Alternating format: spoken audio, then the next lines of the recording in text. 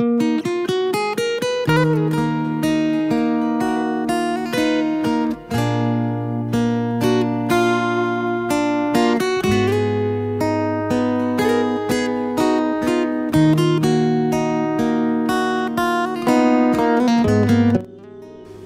itu ujub?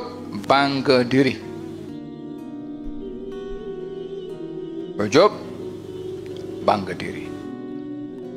Kalau riya itu lebih kepada menunjuk-nunjuk untuk diperhatikan oleh orang. Kalau ujub, walaupun orang tak walaupun tak tunjuk pada orang, tapi dia merasa gah pada dirinya, merasa hebat pada dirinya, merasa memiliki sesuatu yang luar biasa pada dirinya. Dia bangga dengan dirinya sendiri, walaupun orang tak puji dia, walaupun orang tak peduli dia, tapi dia ujub, bangga diri, melihat dirinya something. Adapun sombong adalah bila seseorang itu merendahkan orang lain. Oleh sebab itu, setiap orang yang ujub belum tentu sombong, tapi yang sombong pasti ujub. Apa bezanya? Orang kalau ujub, dia bangga pada dirinya, walaupun tak ada maksud dia mencari perhatian orang atau pujian daripada orang, tapi melihat dirinya hebat. Itu ujub. Tapi kalau sombong, kaitannya dengan orang lain. Bila merendahkan orang, memandang diri lebih baik daripada si fulan, itu baru sombong. Bila mengukur dirinya dengan orang lain.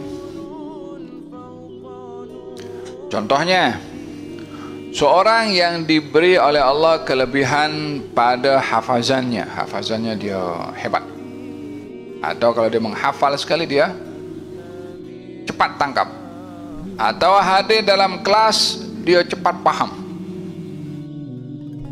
Kalau dia rasa aku ni hebat sangat,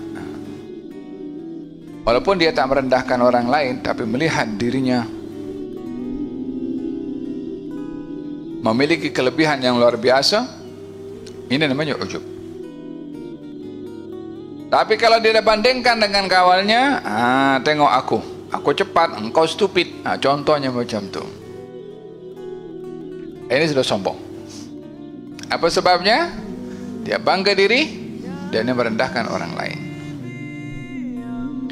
Oleh sebab itu kata Nabi SAW, beliau bersabda, al-kibru batrul haq wa ghamtun nas. Sombong itu adalah menolak kebenaran dan merendahkan orang lain. Yang berlaku pada iblis, bangga diri dulu, baru dia merendahkan Nabi Adam. Dia kata, ana khairun minhu, aku lebih baik daripada dia. Maka dia dah bandingkan dengan orang lain, dirinya bandingkan dengan Adam alaihissalam. Dan dia kata, aku, yakni iblis maksudnya, lebih baik daripada dia, daripada Adam. Engkau ciptakan aku daripada api, engkau ciptakan dia daripada tanah. Kata iblis mengatakan kepada Allah Subhanahu Wa Taala, di saat iblis merendahkan orang lain, maka dikatakan sombong. Apa punca iblis itu merendahkan Nabi Adam? Ujub. Apa itu ujub? Iblis merasa gah dengan ibadahnya. Iblis merasa hebat dengan amalnya. Sementara Nabi Adam waktu itu belum lagi beramal, baru dicipta oleh Allah Subhanahu Wa Taala. Maka di sini iblis tergelincir dengan ibadah, merasa bangga, takjub dengan ibadahnya. Dan orang itu yang tergelincir dengan ibadah lebih berbahaya berbandingkan orang yang tergelincir dengan maksiat.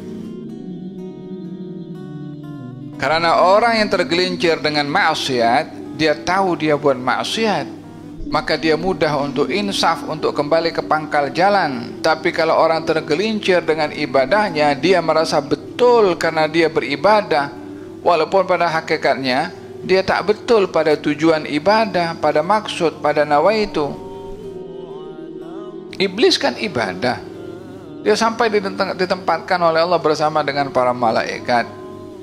Apa sebabnya iblis tergelincir? Bangga dengan ibadah, ujub dengan ibadah, tidak bersyukur kepada Allah yang memberi taufik kepada dia untuk beribadah. Oleh hada, di antara tipu muslihat yang dilakukan oleh iblis kepada manusia adalah menghiaskan manusia dengan amal perbuatannya. Menghiaskan manusia dengan amal. Wa zayyana lahum a'malahum wa zayyana lahum syaitanu a'malahum. Dan syaitan menghiaskan pada manusia amal perbuatannya.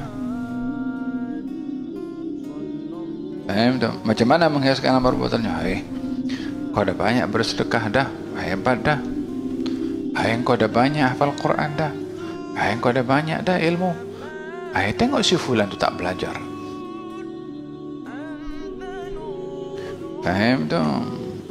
Merasa bangga dengan apa yang dia lakukan. Bukankah dalam hadis dinyatakan kan, orang pertama dicampakkan ke dalam neraka adalah orang yang baca Quran, orang berilmu, orang yang bersedekah, dan orang yang berjihad di jalan Allah SWT. Macam mana orang baca Quran itu boleh masuk neraka? Orang berilmu boleh masuk neraka?